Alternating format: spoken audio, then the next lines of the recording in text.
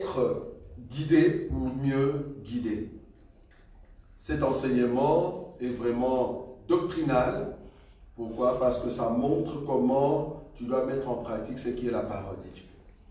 Alors, avant de continuer dans la même pensée de notre sous-thème sur le tennis vestimentaire, est-ce qu'il y a des questions? Comme vous savez, le mercredi et le vendredi, si on n'a pas vraiment culte, alors c'est un jour en forme de questions-réponses. Ça va? C'est vraiment ce qu'on a adopté. Donc c'est vraiment comme un cours, là où, en tout cas, toute personne aimerait bien comprendre les choses par rapport à ce qu'on a présenté. Est-ce qu'il y a des questions par rapport à ce qu'on a dit la fois passée? Parce qu'il y avait une toute dernière question qui venait de la part de Maman Sylvie. Donc cette question est pertinente. Donc nous allons répondre là avant de continuer. Ça va? Oui, Sœur Donna. Ah oui, moi j'avais une question par rapport à la plage des femmes. Si elles peuvent mettre en fait les maillots en fait, qui met les... À la plage. Oui, mais les musulmans. Oui, c'est ce qu'on a dit la fois passée. Bon, peut-être on avait déjà coupé notre direct. Donc on a dit le vêtement, ça, tout ce qui est pudeur, décence et modestie, c'est par rapport à des territoires. Ça va? C'est-à-dire, si je suis au salon, il y a une tenue pudeur, décence, modestie. Si je suis en cuisine, il y a une tenue pudeur, décence, modestie. Je suis infirmière ou infirmier ou docteur, il y a une tenue pudeur, décence et modestie. Je suis militaire, je suis, je ne sais pas moi, je suis hôtesse de l'air, ça va? Donc, c'est par rapport au territoire. Il y a deux habits que je peux mettre étant docteur, étant infirmière, que je ne mets pas dans une fête, que je ne mets pas à l'église. Mais cette tenue est au fait pudeur, décence, modestie par rapport à ceux qui travaillent à l'hôpital. De la même manière, pour un enfant de Dieu qui veut aller, par exemple,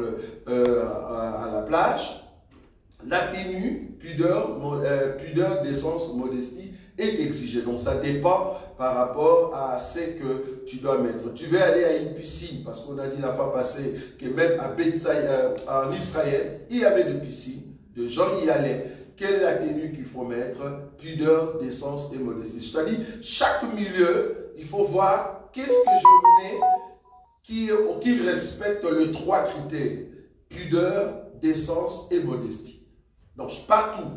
Ça va? Donc, ce n'est pas question de l'habit, mais la question, c'est la couture. On l'a dit la fois passée. Ce n'est pas l'habit, c'est la couture. Comment est-ce que le couturier a conçu cet habit-là? Par exemple, aujourd'hui, nous allons toucher l'origine du pantalon. Pour ceux qui disent qu'une femme ne peut pas mettre le pantalon, nous voulons maintenant voir aujourd'hui l'origine du pantalon. Parce que nous avons déjà vu dans la Bible l'origine de la jupe. Nous avons vu l'origine de la robe. Nous avons dit que la première personne qui a créé une jupe et une robe, ou soit un pagne, c'est Dieu lui-même. Et que l'homme a créé d'abord une ceinture, cachant ses parties intimes. C'est tout. C'était juste une ceinture. C'est-à-dire, pour Dieu, l'homme et la femme étaient toujours nus. Alors Dieu, qu'est-ce qu'il a créé? Il a créé pour l'homme une jupe. Pourquoi? Parce qu'il doit cacher la nudité qu'on a définie dans le livre d'Exode. La nudité veut dire la partie allant du rein jusqu'aux cuisses. Selon la Bible, c'est ce que la Bible a dit. Donc du coup, il faut que cette partie soit couverte. Pour la femme, c'est au niveau de poitrine, juste au niveau de cuisse. Donc, Dieu a créé pour la femme une sorte de pagne ou robe allant d'ici jusqu'au niveau des cuisses. Et pour l'homme, à partir du rein jusqu'au niveau de cuisse. Donc du coup, si on doit continuer dans cet enseignement, c'est très important de comprendre ce que Dieu accorde à son peuple.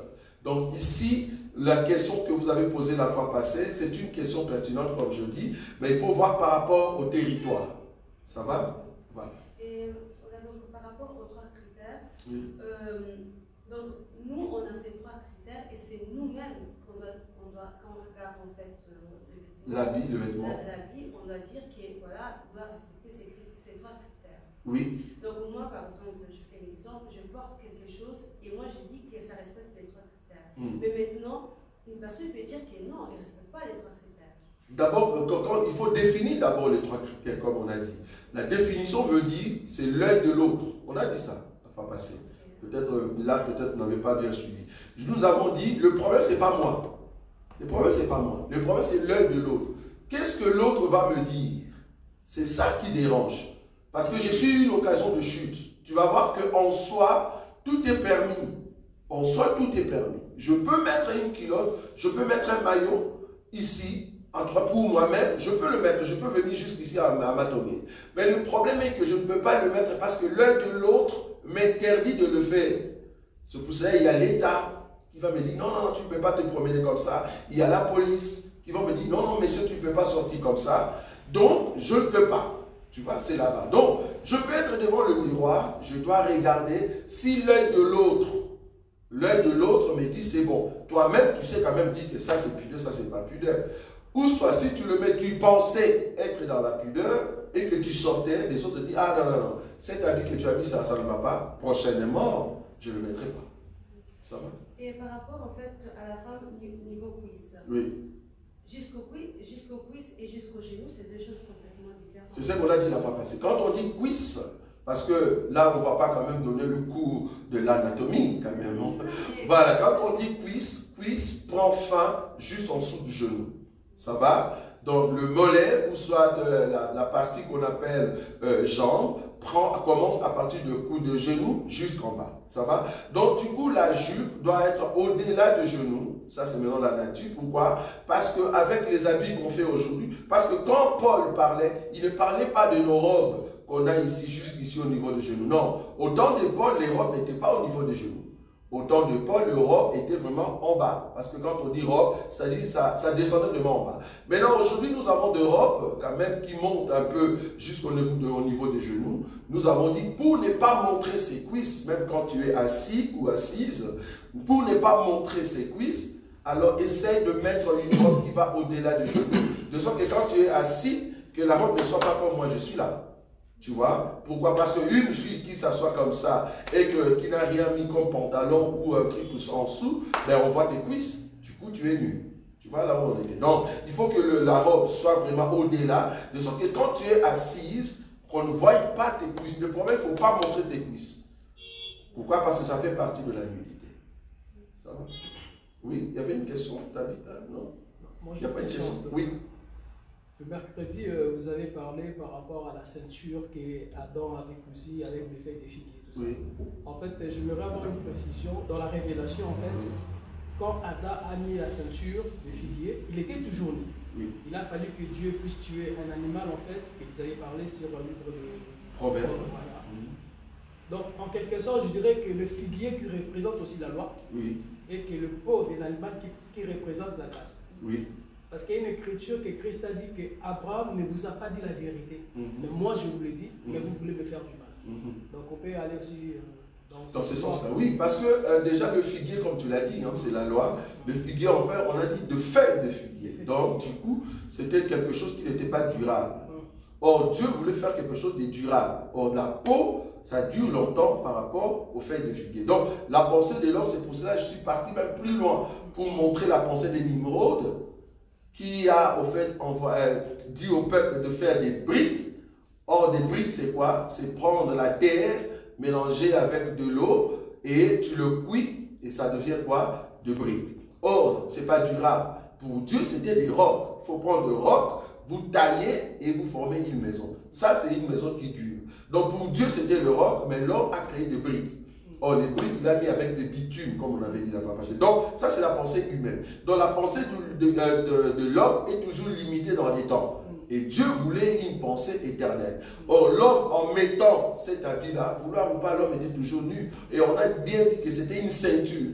Quand on dit une ceinture, ça cache juste les parties intimes. Tu vois, parce qu'il faut aller plutôt dans ceux qui sont des aborigènes. Même aujourd'hui, on voit encore ces gens-là dans de milieux vraiment reculés, des aborigènes. Ils mettent une ceinture seulement, ils cachent seulement leurs parties génitaux, et ces parties génitales, pardon, et la ceinture ne cache rien du tout. Donc, à part seulement cette partie-là, ben voilà, ils sont nus.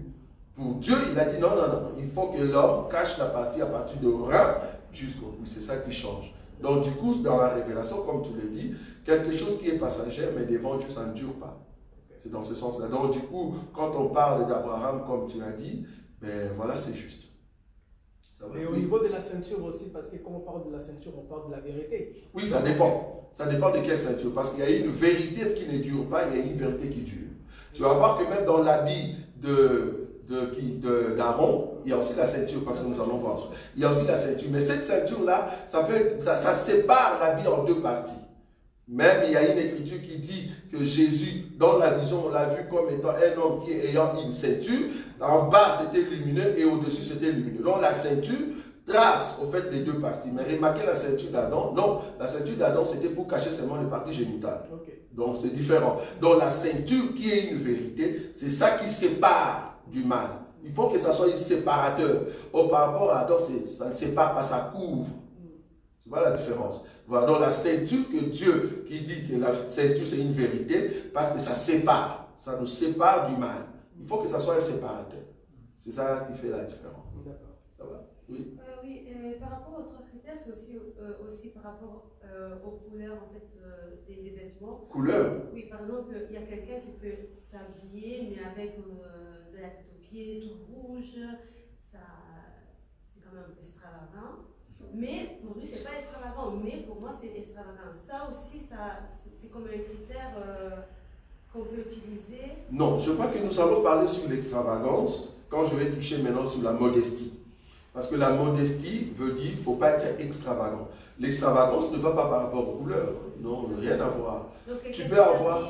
Vert rouge, c'est pas extravagant, mais étant qu'il aime bien. L'extravagance, c'est quelque chose. Parce que l'extravagance, c'est le contraire de la modestie. La modestie veut dire quoi? C'est-à-dire ne pas être trop cher. C'est par rapport à la valeur. Ce n'est pas par rapport à la couleur ou frappant. Non, c'est par rapport à la valeur que tu donnes. Tu vois? Si la chose a plus de valeur, je n'ai pas dit que tu ne le mettras pas parce que nous allons voir. Tu peux le mettre, mais dans quel territoire? Tu vois? Là où je suis, dans quel territoire? C'est très important. Tu vas voir par exemple un avocat qui veut plaider pour toi. Il a un habit. Cet habit-là est modeste. C'est juste une robe noire avec un truc blanc. C'est modeste, mais ça donne en fait la qualité d'un avocat. Donc la modestie ici, c'est là-bas que nous allons. Donc quand tu entres dans ton rôle d'un enfant des dieux, quels sont les habits que tu dois mettre? C'est ce que Paul va marteler et c'est ce qu'on va voir. Et aussi pour les hommes, les shorts, donc ça doit arriver jusqu'aux genoux. En tout cas, c'est ce qu'on a dit la fois passée. On a bien dit que ici, les trois critères ne regardent pas seulement les femmes. Non, sinon, on va très mal lire l'écriture parce que, regarde, la Bible dit ceci, parce qu'il y a d'autres qui vont comme ça. Ils disent non, pudeur, décence et modestie, c'est seulement pour les femmes. Mais attends, messieurs, tu lis très mal les écritures alors. Regarde, 1 Timothée chapitre 2, donc regarde le verset 9, on dit, je vais aussi que les femmes, vêtues d'une manière décente avec pudeur et modestie, ne séparent ni de tresses, ni d'or, ni de perles, ni d'habits somptueux. Toi, tu dis, ah, voilà frère, on dit, je vais aussi que les femmes. C'est comme si c'est seulement pour les femmes. Et le verset 8, c'est comme si la femme peut prier avec le main impur alors. Parce que là-bas, on dit les hommes. Le verset 8, il est dit quoi? Je veux donc que les hommes, vous voyez, que les hommes prient en tout lieu en élevant des mains pures, sans colère ni mauvaise pensée. Est-ce que cela veut dire que les femmes élèvent les mains impures et élèvent les mains avec la colère et ayant des mauvaises pensées? Non.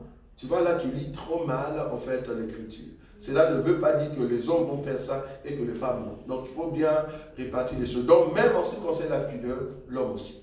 Et nous avons dit que l'homme ne peut pas montrer en tout cas cette partie que Dieu voulait cacher. Et nous sommes partis trop loin. Nous avons dit qu'au temps d'Adam, Dieu n'avait pas caché la poitrine de l'homme. Et même du temps de Romains, tout ça, le temps de l'Égypte, l'homme avait la poitrine dénudée. C'était la femme qui cachait la poitrine. Mais avec la nature aujourd'hui, l'homme ne peut pas se promener, en tout cas venir à l'église, la poitrine dénudée.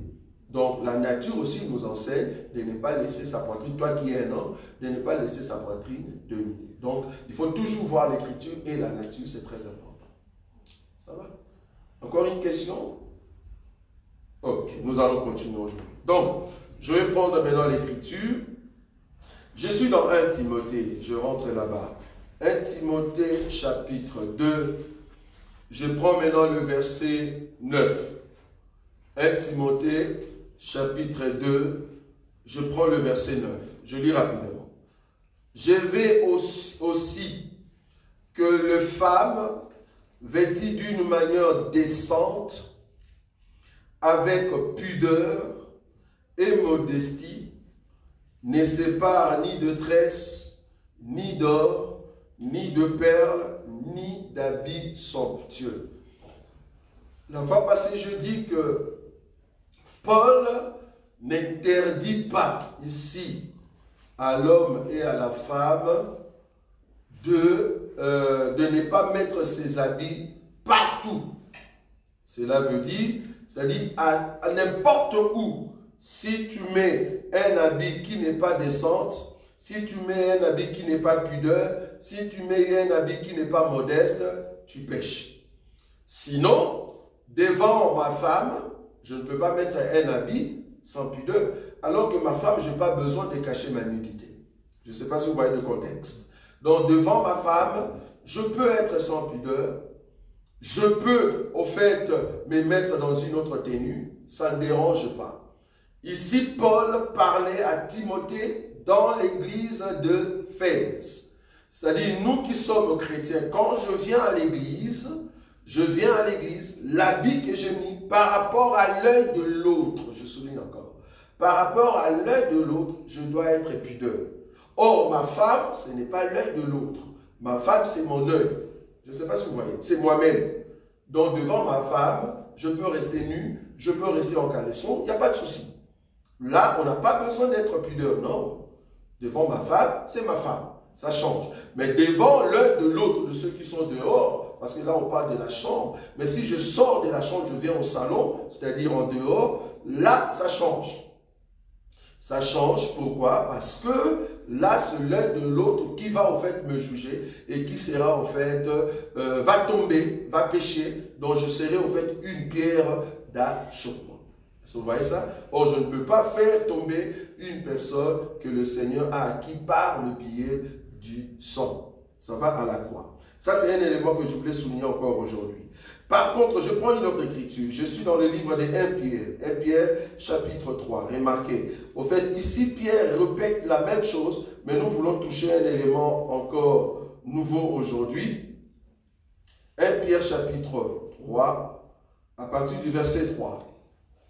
Bon, il a commencé au partir du verset 1er. Femmes, soyez de même soumises. Ça va? Et puis au verset 3, il dit, ayez, donc là il parlait aux femmes, ayez non cette parure extérieure qui consiste dans le cheveu tressé, les ornements d'or ou les habits qu'on revêt. Cela ne veut pas dire que Pierre a dit, vous les hommes, vous pouvez le mettre. Mais la femme ne mettez pas. Non, là tu as très mal compris l'écriture. Juste Pierre et Paul voulaient dire, si vous venez à l'église, si vous êtes au milieu de chrétiens, n'ayez pas cette parure-là pour montrer que vous avez l'argent, vous avez la richesse. On va toucher élément par élément. C'est-à-dire, n'ayez pas cette parure-là. Parce que Paul a dit, ne sépare. Le verbe paraître, ici, Paul utilise maintenant son adjectif, comme on dit, parure. Ça va? C'est-à-dire, avoir l'extravagance sur soi.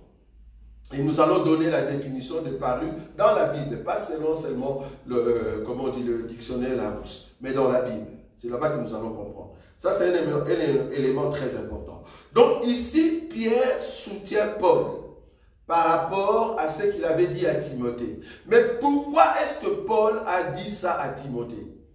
Pourquoi? Mais c'est parce que l'église d'Éphèse, c'était une église de riches.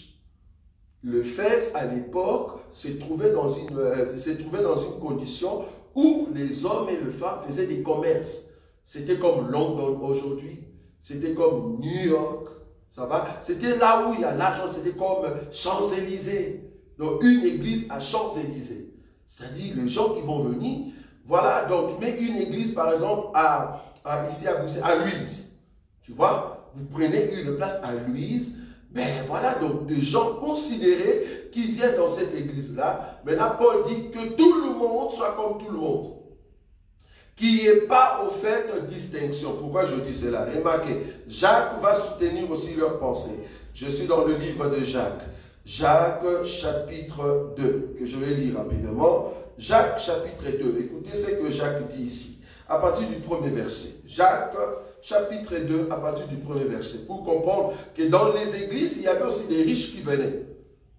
Et le problème, ce n'est pas de mettre ces habits-là. Le problème, c'est ce que maintenant Jacques va évoquer. Qu'est-ce qui se passait pour ceux qui venaient avec leur parure, leur bien, leur richesse, des habits somptueux? Tu vois? Ici, Jacques dit ceci. Mes frères, que votre foi en notre glorieux Seigneur Jésus-Christ soit exempt de toute acception des personnes. C'est-à-dire séparation, division, considérer les autres comme plus grands, plus élevés, ayant plus d'argent que les autres. Ça va? Le verset 2. Supposez, c'est-à-dire une supposition, supposez en effet qu'il entre dans votre assemblée, écoutez bien, un homme avec un anneau d'or et un habit magnifique, c'est-à-dire habit de fête, habit somptueux. Ça va? Et qu'il entre aussi un pauvre misérable vêtu, misérablement vêtu. Si, tournant vos regards vers celui qui porte l'habit magnifique, vous lui dites, toi, assieds-toi ici à cette place d'honneur. Vous voyez? Vous lui donnez la place d'honneur. Pourquoi? Parce que la personne est bien habillée, la personne a l'or, la personne a des habits somptueux. Et si vous dites aux pauvres, toi, tiens-toi là debout, ou bien assieds-toi au-dessous de mon marchepied, c'est-à-dire tu dénigres le pauvre. Je ne sais pas si vous voyez ça. Écoutez le verset 4.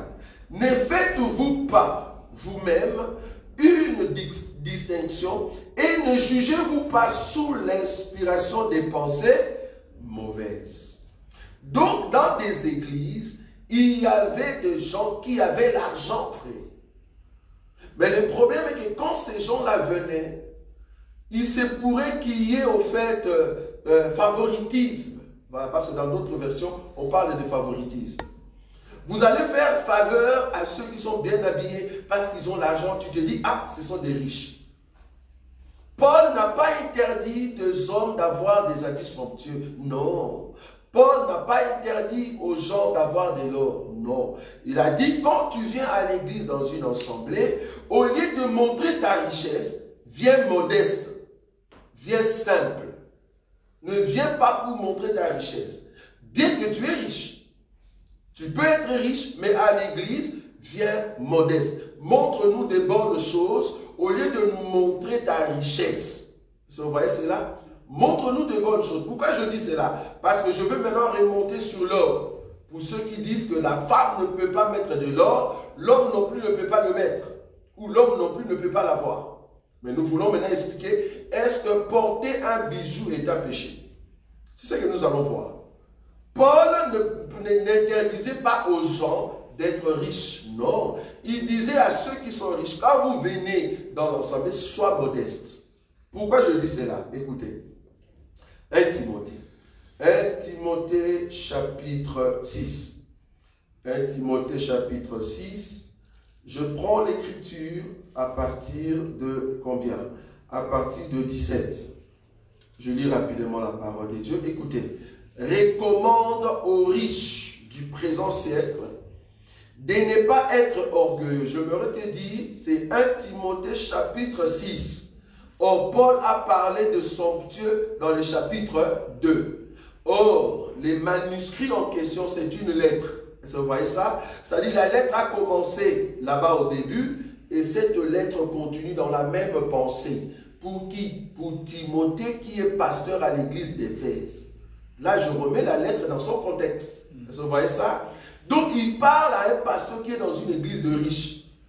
Maintenant, il dit, là-bas, dans le chapitre 2, il ne faut pas que la femme vienne avec ses richesses. Parce que je vais expliquer quand même pourquoi les femmes venaient comme ça. Parce que je n'ai pas encore touché l'or, perles et puis habits somptueux. Pourquoi? Parce que c'était une église de riches. Maintenant, il vient dans le chapitre 6, il dit maintenant à Timothée, recommande aux riches du présent siècle de ne pas être orgueilleux. Ah, voilà, on comprend. On comprend? C'est-à-dire, quand tu viens avec ta richesse à l'église, voilà, il y a un souci. Si dehors, bien que tu es riche, mais tu te vantes un peu de ta richesse, ce n'est pas bon pour un riche qui est chrétien. Parce que nous croyons qu'un chrétien peut être riche. Ça, nous le croyons. Et de ne pas mettre leur espérance dans des richesses incertaines, mais de la mettre en Dieu qui nous donne avec abondance toutes choses pour que nous en jouissions. Donc c'est Dieu qui a donné la richesse à ces riches. Remarquez le verset 18. Recommande-leur de faire quoi? Du bien, d'être riche en quoi? En bonnes œuvres, d'avoir de la libéralité, de la générosité et de s'amasser ainsi pour l'avenir un trésor placé sur un fondement solide afin de saisir la vie véritable. Ici, Paul n'interdit pas aux riches d'être riches, mais il ne veut pas que le riche mette leur pensée sur leur richesse. Ne montre pas que tu as la richesse. Sois modeste, sois simple bien que tu es riche, surtout à l'église. Je ne dis pas au bureau quand même.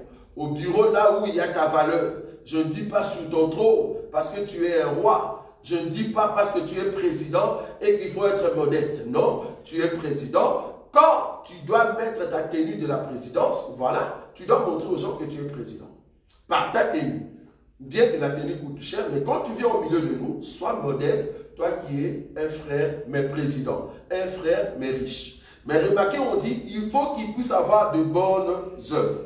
Mais c'est la même chose de ce que Paul a dit ici, dans 1 Timothée chapitre 2, quand il parlait des femmes. Remarquez, il dit au verset 9, 1 Timothée chapitre 2, le verset 9, « Je veux aussi que les femmes vêtues d'une manière décente avec pudeur et modestie ne séparent ni de tresses, ni d'or, ni de perles, ni d'habits somptueux, disent, mais qu'elles séparent de quoi? Des bonnes œuvres. » Voilà, c'est ce qu'il a dit là-bas. Il a dit aussi concernant le riche. Donc toi, riche, ne montre pas ta richesse, mais montre-nous les bonnes œuvres. C'est ce qu'il a dit ici. Donc c'est la même pensée qu'il a donnée pour les femmes. Tu peux avoir tes bijoux, tu peux avoir des choses de valeur, mais il ne faut pas que ces choses-là, tu mettes ton cœur là-bas. Il ne faut pas nous montrer cela. Il ne faut pas nous montrer que tu es riche. Il ne faut pas nous montrer que c'est toi qui as de la valeur. Sinon, les frères vont tomber dans ce qu'on appelle le favoritisme et tu seras maintenant une pierre d'achoppement. Et ça, vous avez vu la nuance. Ok. Avant de toucher maintenant l'or, perles ou tresses, comme les autres disent, perles et les cheveux tressés et l'habit somptueux dans les détails, il y a un élément qu'on avait laissé la fois passée, c'est au fait le pantalon. Nous avons dit que Dieu a fait une jupe pour Adam, donc la jupe est biblique. Dieu a fait une robe pour Ève, donc la robe est biblique. Ce sont en tout cas les deux habits qu'on a vus au fait dans la Bible. Mais en ce qui concerne le pantalon, est-ce qu'il y a une pensée du pantalon? J'ai bien dit une pensée du pantalon. Parce qu'il faut comprendre que le pantalon, ce qu'on appelle pantalon, a été conçu les années 1300, hein, 10 ou 10e siècle, qu'est-ce que je dis donc? 13e siècle ou 10e siècle avant Jésus-Christ. Ce sont des Chinois qui ont au fait créé ce qu'on appelle pantalon. Pourquoi? Parce qu'en Chine, vu qu'ils se promenaient à l'époque, en tout cas la voiture de luxe à l'époque, c'était quoi? C'était des chevaux. Alors la Chine a créé un habit qui permettrait que les cavaliers qui montent sur des chevaux soient à l'aise. Parce qu'avec deux robes, c'est compliqué. Tu peux avoir ta robe, mais il faut avoir un pantalon en dessous de cette robe qui te permet de bien mettre tes pieds sur le cheval. Et c'est comme ça que la Chine a au fait créé ce qu'on appelle pantalon. Et à l'époque, c'était juste un habit qui permet au fait au cavalier de bien au fait aller avec son cheval. Sinon, si c'est une robe, c'est compliqué. C'est compliqué de monter avec une robe sur le cheval. Maintenant, est-ce que la pensée du pantalon se trouve dans la Bible? Ben effectivement, parce que les pantalons, c'est quoi? C'est un habit qui prend chaque pied, mais qui cache la nudité. C'est ça un pantalon. C'est-à-dire, c'est un habit qui prend chaque pied, mais qui cache quand même la nudité. C'est ça l'idée du pantalon. Le pantalon cache la nudité, mais ça prend les 2 pieds. Mais une robe, ça cache la nudité, mais ça tombe directement. Il y a seulement le seul pente.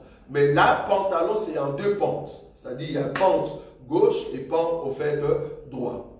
Donc, du coup, l'idée du pantalon, est-ce qu'on peut le trouver dans la Bible? Mais effectivement, nous allons ouvrir la Bible pour voir la pensée du pantalon dans la Bible. Je vous dis déjà, cet enseignement sur le pantalon dans la Bible, tu ne vas pas le trouver ailleurs si ce n'est que dans l'Assemblée des élus. Amen. Ça, c'est ce qu'on appelle exclusivité de notre ensemble. Nous avons des thèmes ici qu'on fait sortir ici, que tu ne vas pas entendre ailleurs. Si tu l'entends là-bas, c'est que la personne a dormi avec notre Seigneur. Amen. Parce que nous, on dort avec le Seigneur et c'est le Seigneur qui nous donne cela. J'ai été vraiment édifié aujourd'hui. J'ai entendu une vidéo que notre sœur Charlotte m'a envoyée. Et le monsieur parlait de choses, bien qu'il mélangeait, mais des choses qu'il a dit là-bas, ça m'a beaucoup, au fait, réjoui. Pourquoi? Ce sont des choses qu'on dit ici. Par exemple, quand nous avons dit que Sem, il était vivant quand Abraham était né. Vous vous rappelez ou pas? Qui se rappelle? On avait dit ces choses-là, oui ou non? Amen. Je vous avais montré que Sem, le fils de Noé, était vivant quand Abraham était né. Il a même vu Isaac. Tu avais dit ça, non? Oui ou non? Donc il a vu Nimrod.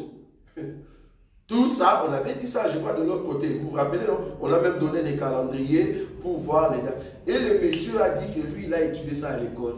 J'ai dit, nous, on n'a pas étudié, frère. Nous, ça vient comme ça. On n'a pas été à l'école. Ça va? C'est pour montrer que Dieu est avec nous. Voilà. Donc, je prends la pensée du pantalon. Remarque. La pensée du pantalon dans la Bible. Quelle écriture qui me soutient ici? Je vais prendre, au fait, une écriture qui va beaucoup m'aider. C'est vraiment Exode, c'est ça? Exode chapitre 28. Remarquez ce qui est dit ici. Je vais prendre des écritures. Exode chapitre 28.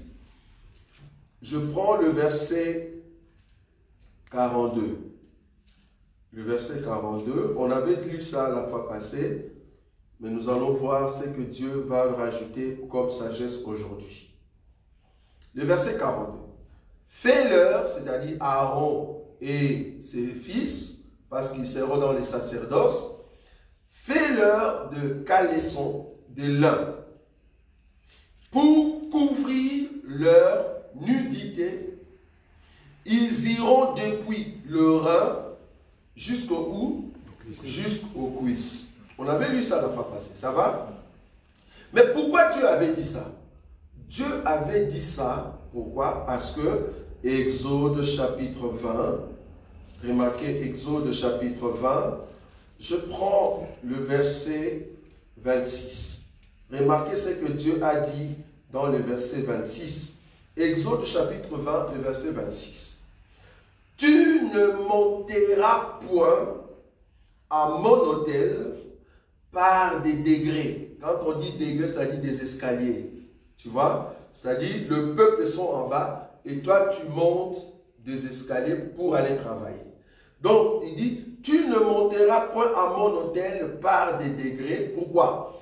Afin que ta nudité ne soit pas découverte. Ah, donc, Dieu qui voulait créer au fait les habits à Aaron, lui qui voulait donner une robe, ici dans le chapitre 20, Dieu n'avait pas encore ordonné qu'on puisse faire des caleçons. Dieu avait seulement ordonné, en tout cas dans la vision de Dieu, qu'il y aura seulement l'habit, comme on dit, la robe et tout ça. Mais à la fin du chapitre 28, c'est là-bas qu'il vient rajouter au fait les caleçons. Le but c'était quoi? Quand tu vas monter dans les degrés et que le peuple sont en bas, qu'ils ne puissent pas voir ta honte. Qu'ils ne puissent pas voir ta honte. Donc, du coup, il faut mettre un habit en dessous qui cache ta honte. Supposons que l'habit en dessous, c'était seulement la tunique. Vouloir ou pas, si tu montes dans les degrés, on voit ta nudité. Est-ce que vous comprenez? Une personne qui est sur un arbre, même si tu mets la tunique, même si tu mets une robe, ben on voit ta nudité. Oui ou non? Oui. Si tu mets une jupe, ben on va voir ta nudité. Est-ce que vous voyez? Donc le caleçon en question, c'était en forme de 2 pieds, mais qui cache quoi? la nudité. Ce n'était pas en forme de robe, oui ou non? Oui. C'est facile pour comprendre ça. Les caleçons en question, c'était en forme de 2 pieds, mais qui cachent la nudité. Ça ne peut pas être en forme de jupe.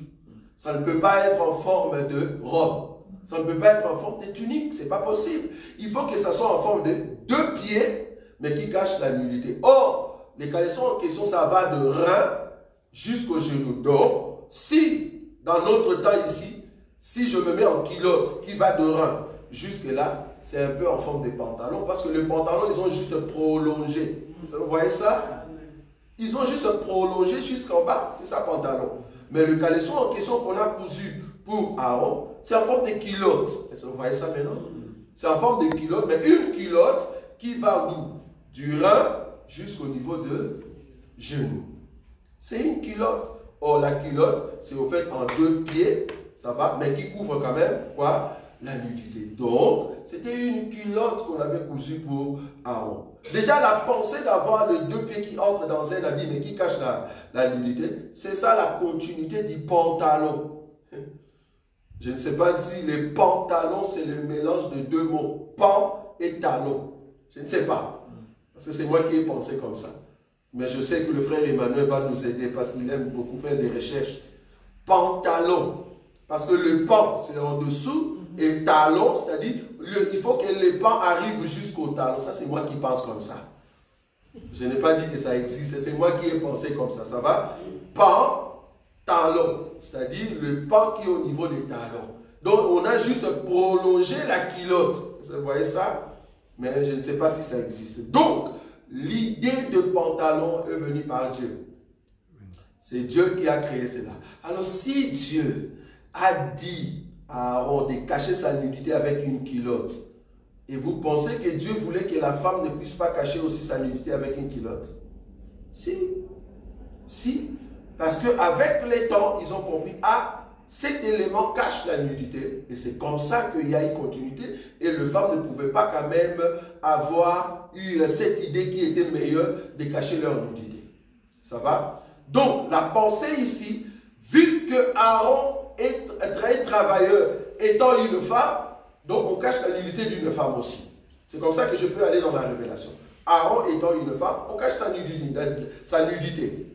Donc, cette culotte était au fait les débuts de la pensée du pantalon. Et vous avez vu ça. Maintenant, quand les hommes aujourd'hui disent, parce qu'il faut qu'on termine avec les pantalons, quand les hommes disent que une femme ne peut pas mettre le pantalon parce que le pantalon est un habit d'homme, où est-ce qu'ils ont trouvé une écriture comme ça? Ok, je vais prendre cette écriture. Le frère Patou peut nous aider aussi. Je vais prendre une écriture ici. Je suis dans le livre là où on parle, la femme ne peut pas mettre l'habit d'homme. Est-ce que vous voyez cette écriture? On va les chercher rapidement. Je crois que c'est Deutéronome 22, 5. Deutéronome, waouh, j'ai vraiment des lecteurs de la Bible, c'est bien. Deutéronome combien? 22, 5. 5. Deutéronome chapitre 22, le verset 5, nous allons lire. Une femme ne portera point un habillement d'homme. Vous avez vu ça? Et un homme ne mettra point de vêtements de femme, car quiconque fait ces choses est en abomination à l'Éternel, ton Dieu. Est-ce que vous avez vu ça? Ici, nous sommes dans la dernière recommandation de Moïse. Moïse, qui était en Égypte et qui va maintenant mourir, il donne en fait son dernier livre qu'on appelle Deutéronome, c'est-à-dire le dernier livre. Et dans ce dernier livre, il dit aux enfants d'Israël que la femme ne mette pas les habits, l'habillement, même pas l'habit, mais l'habillement de l'homme, et que l'homme ne mette pas l'habillement au fait de la femme, ou le vêtement de femme.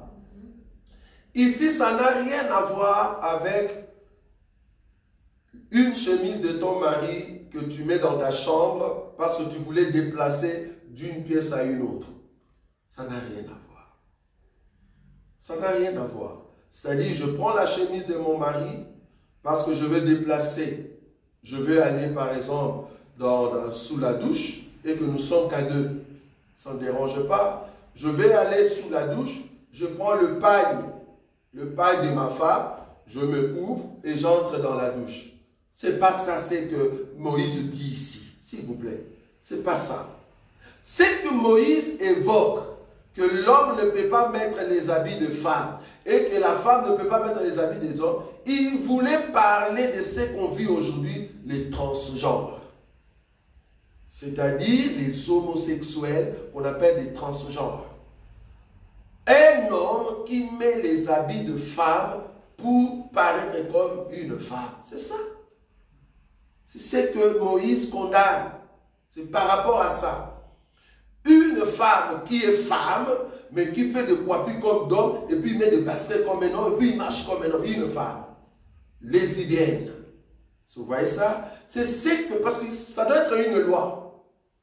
Ça doit être une loi. Parce que sinon on va demander à Moïse, Moïse, quel est l'habit de l'homme? Quel est l'habit de la femme? Or Moïse sait très bien qu'une femme peut mettre une robe, et un homme peut mettre aussi une robe. Quel est l'habit alors de l'homme? Quel est l'habit de la femme? Ici, c'est vraiment la couture d'homme que tu mets sur toi, et puis tu fais au fait de l'homme. Ce qu'on appelle de transgenre, c'est-à-dire une femme qui a changé au fait sa façon, sa conception en tête, ou peut-être il a changé au fait, comme on dit, son sexe, son appareil génital, pour devenir autre. Et tu mets des habits de cette personne-là, parce que nous voyons aussi aujourd'hui, surtout au Brésil, de femmes, mais ce ne sont pas des femmes. En Philippines, de femmes, mais ce ne sont pas des femmes, ce sont des hommes. Mais qui va te mettre au fait des habits de femmes, qui va marcher comme une femme, qui met de rouge à lèvres comme une femme, et qui laisse les cheveux comme une femme, alors que la Bible dit qu'un homme ne peut pas avoir beaucoup de cheveux. Et eux, maintenant, ils laissent cela, et ils deviennent comme des femmes, avec habits de femmes. Parce que ce n'est pas normal, tu es comme une femme, et puis tu mets un habit d'homme. Ce n'est pas normal. C'est-à-dire, là, tu es encore lesbienne. Donc, du coup, c'est ce que, au fait, Dieu interdisait par la bouche du prophète. Sinon, on aura un problème. Parce que qu'est-ce qui montre que cette robe, c'est pour les hommes, cette robe, c'est pour les femmes? Vous allez comprendre, c'est par rapport au couturier. C'est ça qu'on a dit la fois passée. Mais dit que la robe, c'est pour les femmes, les pantalons, c'est pour l'homme, mais non, ça ne va pas. Il faut nous dire quelle robe. Parce qu'il y a des robes d'hommes et il y a des robes de femmes. La preuve, Dieu a dit à Moïse de faire une robe pour Aaron. Oui ou non? Exode, peut-être vous ne voyez pas. Exode, chapitre 28 toujours. Remarquez l'écriture ici. Exode, chapitre 28. Qu'est-ce qu'il est dit là-bas? Je vais prendre un élément. Je crois le verset 3. Le verset 2. Tu feras à Aaron ton frère de vêtements sacrés pour marquer sa dignité et pour lui servir de parure. Le verset 3. Tu parleras à tous ceux qui sont habiles, à qui j'ai donné un esprit plein d'intelligence, et ils feront le vêtement d'Aaron. En d'autres termes, ils vont coudre. Est-ce que vous voyez ça? Ce sont des couturiers que Dieu avait donné l'intelligence ici. Afin qu'ils soient consacrés et qu'ils exercent mon sacerdoce. Remarquez le verset 4. Voici le vêtement qu'ils feront. Un pectoral, un épaule, une robe. Vous voyez ça? Une robe, une tunique brodée, une tiare et une ceinture. Ils feront de vêtements sacrés à Aaron ton frère et à ses fils, afin qu'ils exercent au fait mon sacerdoce. Je vais prendre encore une autre écriture, là où on parle de la robe ici. En ce qui concerne la robe, je prends quelle écriture je descends. En ce qui concerne la robe, c'est quelle écriture? Je prends l'écriture qui est juste en bas. Le verset 23. Tu feras sur le pectoral 2 anneaux d'or et tu mettras ces 2 anneaux à 2 extrémités du pectoral.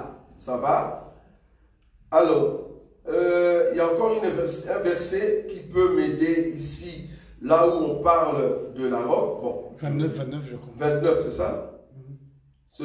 Parce que là, j'étais déjà à 27. Donc, 28, 29, c'est ça? Hein? Non, 29. 22? Non, 28, c'est ça? On est sur 28, hein? Ok. Voilà. Attends. Parce que ici, toujours dans le 28, il y a là où Dieu dit, en ce qui concerne la robe, regarde ce que tu vas faire. Attends, je vais le prendre rapidement. Voilà ce qu'est l'écriture. C'est au fait 28, 31. Voilà. 28, 31. Tu feras la robe de l'épaule. Est-ce que vous voyez ça? Tu feras la robe de l'épaule entièrement d'étoffe bleue. Mais remarque ce que Dieu va marteler, le verset 32. Il y aura au milieu une ouverture pour la tête. Et cette ouverture aura tout autour un bord tissé, comme l'ouverture d'une cotte d'émail, en fait que la robe ne se déchire pas. Ça, c'est vraiment la pensée d'une robe. Une robe normale. Comme on dit des basins. Tu vois, des basins. Voilà. C'est un peu cette pensée. Mais ça, c'est en lin. Donc, la robe, ce n'est pas une exclusivité de la femme. Ce n'est pas un habit de femme, non. La robe, c'est une conception. Le couturier a conçu une conception qu'on appelle robe, et le couturier sait faire une robe pour homme, une robe pour femme. Le couturier a conçu ce qu'on appelle une jupe. Il y a une jupe pour femme et il y a une jupe pour homme, par exemple en Écosse. Le couturier a conçu ce qu'on appelle une chemise. Nous avons des chemises pour femmes et chemises pour hommes. Le couturier a conçu ce qu'on appelle le pantalon. Nous avons des pantalons pour hommes, des pantalons pour femmes. Le couturier a conçu ce qu'on appelle le pagne. Pagne. Il y a de pagnes pour femmes et de pagnes pour hommes si tu ne sais pas. Va en tout cas en Éthiopie, tu vas voir ça. Les Éthiopiens, les hommes mettent des pagnes, frère. Et si tu vas dans nos villages, ce qu'on appelle des chefs coutumiers, ils mettent toujours des pagnes. Mais ce pagne-là, c'est pour les hommes, ceux qui vont hériter le royaume. C'est-à-dire, ceux qui ont la royauté. Même le roi, il porte le pagne sur eux.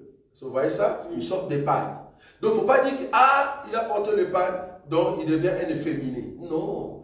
Quand la Bible interdit aux femmes de ne pas mettre les habits d'hommes et aux hommes de ne pas mettre les habits de femmes, il parlait en ce qui concerne l'homosexualité. C'est par rapport à l'homosexualité. Ça n'a rien à voir par rapport à une femme qui a mis en fait un habit qu'on appelle pantalon. Non, rien à voir. Mais par contre, que ce soit la jupe, que ce soit la robe, que ce soit les pantalons, que ce soit même le pagne. Nous avons vu des femmes qui ont porté des pagnes, mais impudiques. Vous avez déjà vu ça? Une femme qui porte le pagne, pas robe, pagne, mais impudique. Pourquoi? Parce que Dieu lui a donné des formes. C'est pour cela nos mamans. Je ne sais pas si vous allez vous souvenir pour vos mamans, si seulement vous êtes de notre génération, parce que nous sommes de génération des Pierre et des Paul. Nous venons trop loin. Nos mamans avaient toujours l'habitude de mettre deux pagnes. Un d'abord pour bien serrer sa forme, et puis là il mettait un fil vraiment bien serré à fond. L'autre vient cacher sa forme. Ah non maman, aujourd'hui nous n'avons pas nos sœurs qui s'habillent comme ça. Nos sœurs aimeraient même seulement le seul pagne pour montrer sa forme. Nos mamans étaient pudeurs. Elle va mettre son pagne et puis elle vient rajouter dessus, ça cache directement ses formes. C'est-à-dire l'habit, donc elle vient le mettre vraiment sous forme de, voilà, comme ça vous ne voyez pas mes formes. Voilà les mamans. Parce qu'elles avaient l'enseignement de la pudeur. Mais aujourd'hui, nous allons vers la génération d'Adam qui a péché, comme j'ai dit le mercredi. Or, l'homme qui a péché, il a fait un habit croyant cacher sa nudité, mais on voit toute sa nudité. C'est ça l'homme. Et Dieu est venu maintenant avec un habit qui cache vraiment la nudité. Donc, même le pagne doit être pudeur, même les pantalons doivent être pudeurs. Donc, toi, une soeur, quand tu vois que les pantalons, ça ne tient pas, il ne faut pas mettre. Si ton pantalon, tu ne le trouves pas dans les magasins, n'achète pas. Pourquoi tu vas commencer à forcer? Même pour mettre les pantalons, tu commences à sauter. Donc, tu les tires pour que ça entre, ça ne va pas. Tu as un problème. C'est parce que les pantalons sont petits.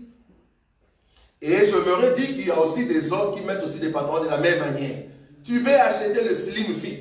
Toi qui es un frère et tu commences à mettre, tu commences à te soulever, tu es impudique, frère.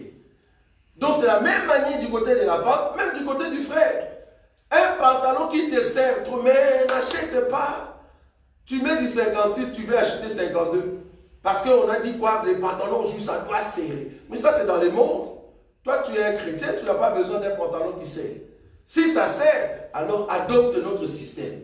Le système que moi et mon frère Denzou, on a adopté des robes comme ça. Vous voyez? Là, on est calme. Même si ça sert, mais j'ai ma robe dessus. C'est comme nos mamans. Est-ce que vous voyez? Juste pour éviter que les gens puissent donner une sorte de cliché sur toi. Sinon, nous serons impudiques. Vous voyez? Donc, même un frère peut être impudique. Parce que tu mets quoi? Un pantalon. Même du temps de Paul, alors que Paul parle de pudeur, mais alors que dans leur génération, on mettait des robes. Donc, il y avait des robes qui étaient impudiques. Et vous voyez, c'est là. Il y avait des robes qui étaient impudiques, c'est-à-dire, tu mets cette robe, mais on voit ta nudité. Tu mets la robe, mais c'est transparent.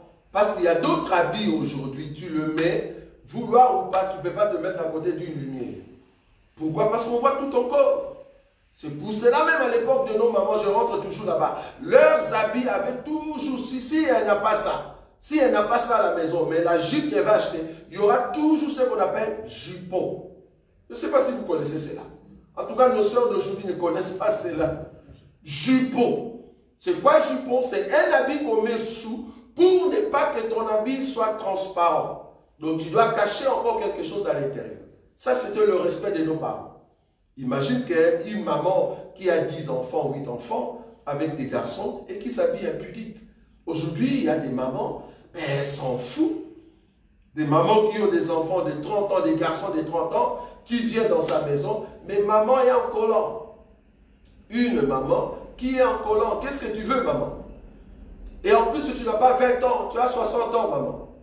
Tu as 60 ans, mais tu te mets en collant devant ton enfant de 30 ans. Ça ne va pas. Qu'est-ce que tu veux nous montrer? On n'est pas ici, je ne sais pas moi, dans une piscine. À la maison, il te faut pudeur parce qu'il y a tes enfants qui sont là. Même si c'était dans une piscine, je ne vais pas t'habiller n'importe comment parce que tu es peut-être avec des enfants. Et d'ailleurs, il y a des piscines qui interdisent cette forme-là. Donc, vous comprenez que partout où nous allons partir, il y a ce qu'on appelle pudeur, décence et modestie dans tous les habits. Que ce soit robe, que ce soit jupe, que ce soit pantalon, que ce soit caleçon, comme on a dit concernant Aaron. Les termes de caleçon, ça se trouve dans la Bible. Il ne faut pas que cela vous gêne. C'est très important. Donc ici, nous comprenons que Dieu voulait que l'homme puisse s'habiller digne quand tu te présentes devant les gens. Il suffit seulement de regarder le dignitaire, les autorités, une princesse, un roi. Comment est-ce qu'il s'habille? La femme du président. C'est difficile d'avoir une photo où tu vois la femme du président en collant. Non, c'est difficile. Sinon, les paparazzis vont venir. Vouloir ou pas.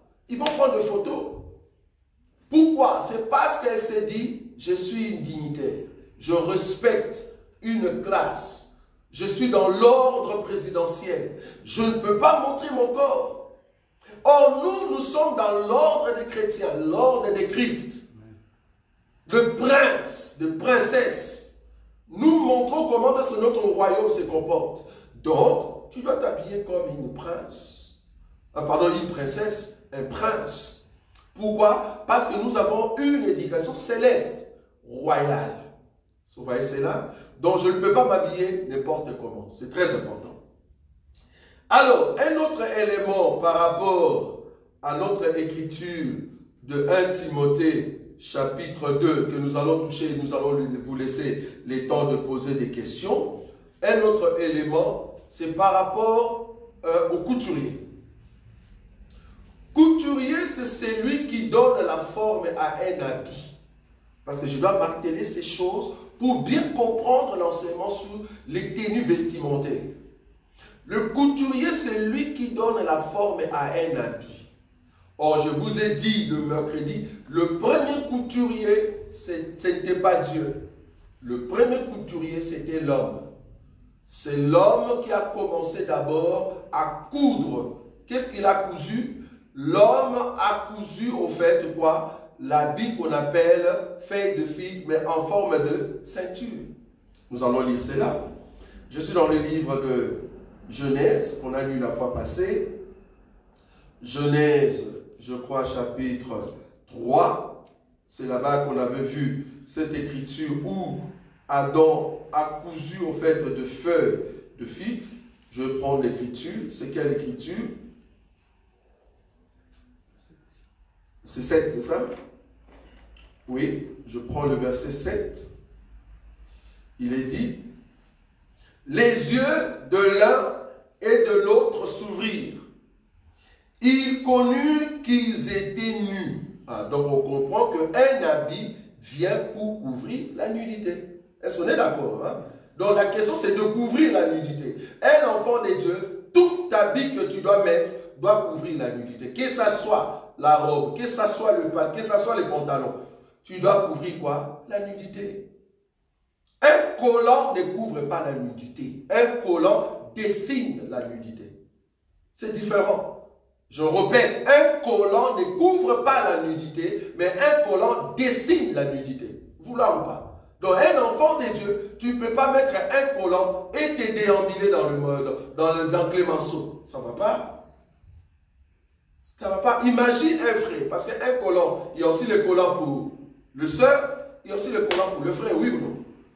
Si dans le monde, il y a aussi des collants pour le frère, imagine votre pasteur en collant à Clémenceau. Il ne fait pas les basiques, mais en collant à Clémenceau, ça ne va pas. Ça ne va pas, mon frère. Parce que quand tu veux mettre quelque chose, dis-toi, si c'était au fait le roi Philippe, mais tout le monde va dire, mais qu'est-ce qu'il fait lui qui est roi?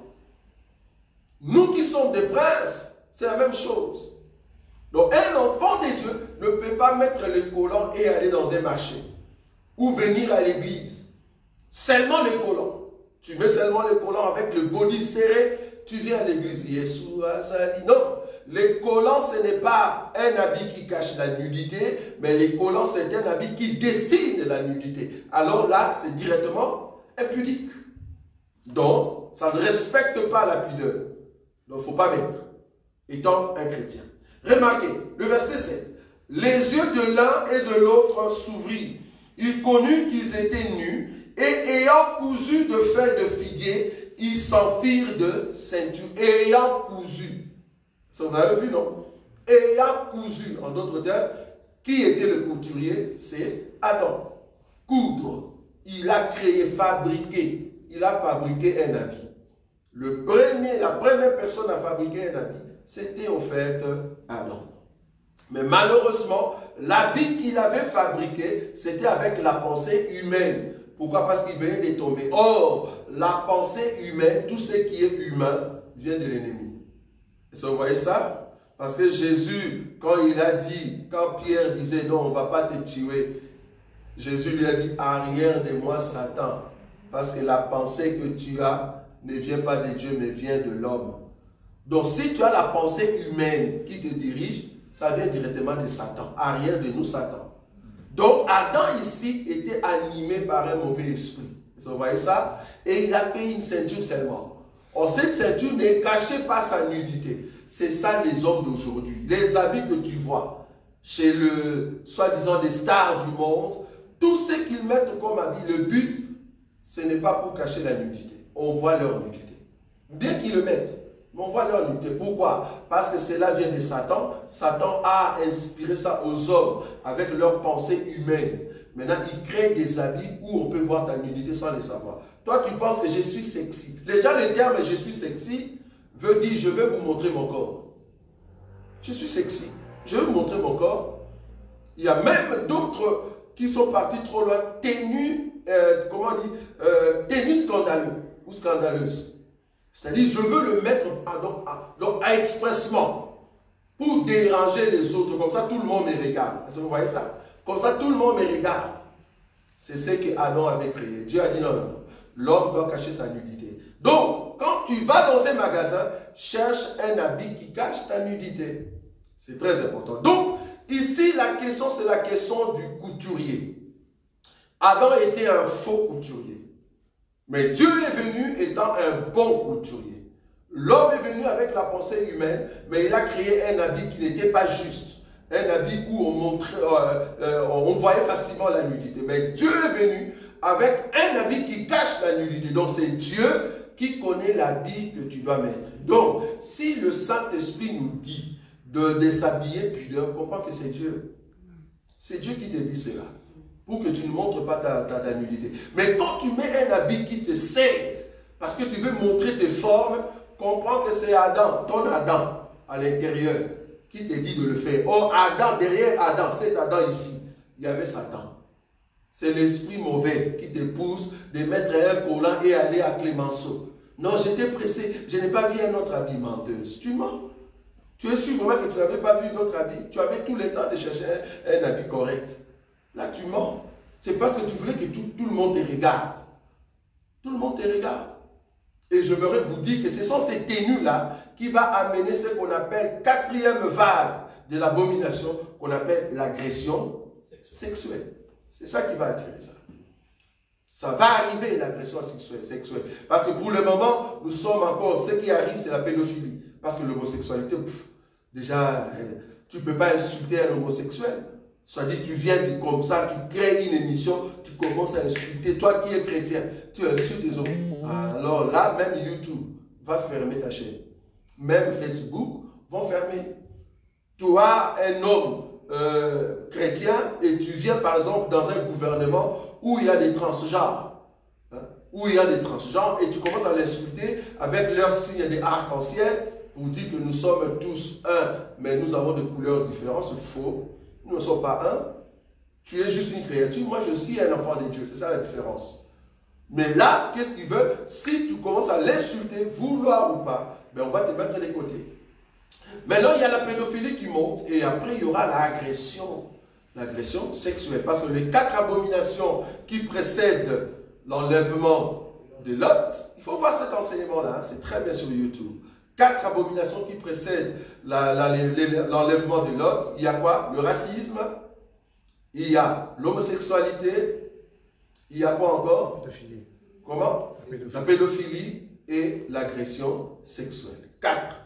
Ce sont les 4 qui va amener au fait, Dieu a dit non, non, non. Je dois en tout cas descendre vite et prendre mes enfants. Ça va? Donc voilà un peu ce que je pouvais dire pour le couturier. Donc c'est le couturier qui décide que tel habit c'est pour le femme et tel autre c'est pour l'homme. C'est-à-dire quand le couturier te dit par exemple la chemise d'homme, le bouton, c'est comment? Le bouton c'est à droite, c'est ça? Le bouton c'est à droite, oui ou non? La chemise d'homme, le bouton c'est où? À gauche. Comment ça? Le bouton. À droite. Pour l'homme ou pour la femme? L'homme, je parle de l'homme. À droite. Les boutons de l'homme, la chemise de l'homme, les boutons sont où? À droite. À droite. Toi tu dis à gauche, frère, on va vérifier tes chemises là. Donc, la chemise, que le couturier, parce que la conception s'appelle chemise. Mais dans cette chemise, il y a chemise homme et chemise femme. Pantalon homme, pantalon femme. Jupe homme, jupe femme. Pagne homme, pagne femme. Robe homme, robe femme. C'est facile pour comprendre cela. Maintenant, la question c'est le couturier. Comment est-ce que nous allons distinguer cela?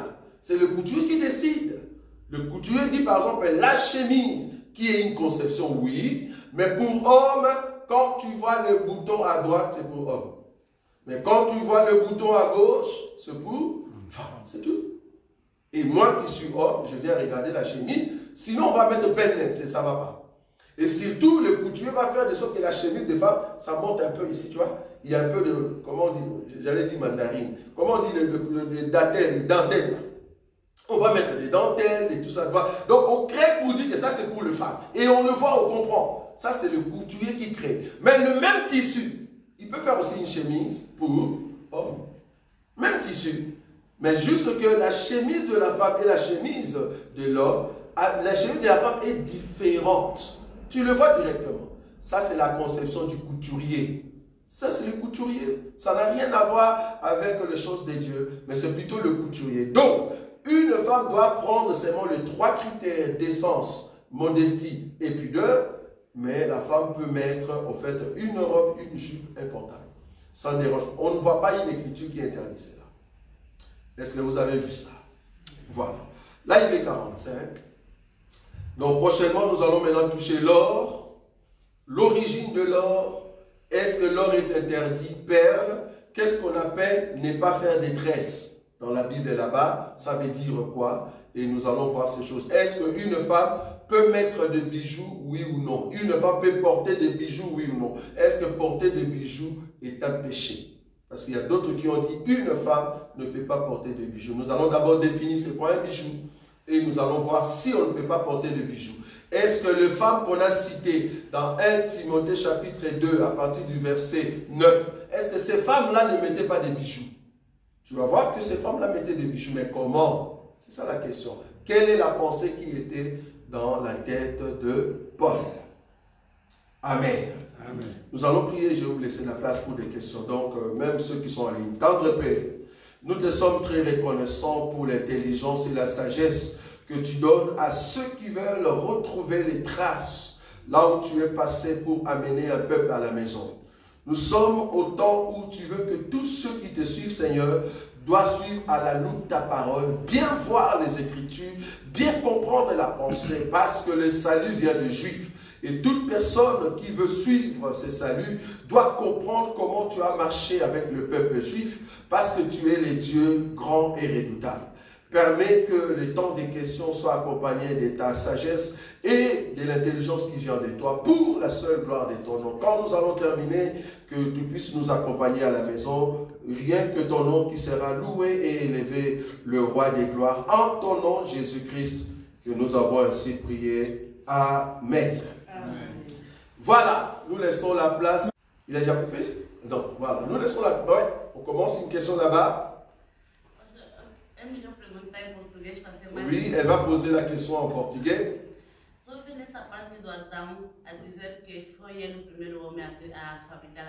Oui, je vais parler par rapport à Adam, là où je dis que c'est lui qui est le premier à coudre ou à faire, à fabriquer un habit. Oui, Adam était nu à ce moment-là. Por que Deus não foi ele que criou a roupa para ele, mas o Adão preferiu ele sozinho fazer a roupa para guardar a sua identidade? Pourquoi Dieu n'a pas fait directement un habit pour Adam, mais il a préféré que ça commence d'abord par Adam et Dieu est venu après? Oui, c'est une très bonne question. Mais le problème est que l'homme a mangé le fruit. Dieu qui venait chaque soir dans les champs, il n'était pas là, bien qu'il ait esprit, ça va? Et la Bible dit que quand ils ont compris qu'ils sont nus, la honte, par cette honte, qu'est-ce qu'ils ont fait?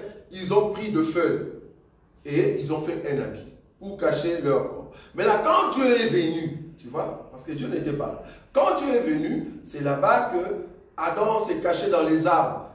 On dit, Adam, où es-tu? Tu vois? Adam dit, je me cache. Pourquoi tu te caches? Ah non, je suis nu. Mais qui t'a dit que tu es nu?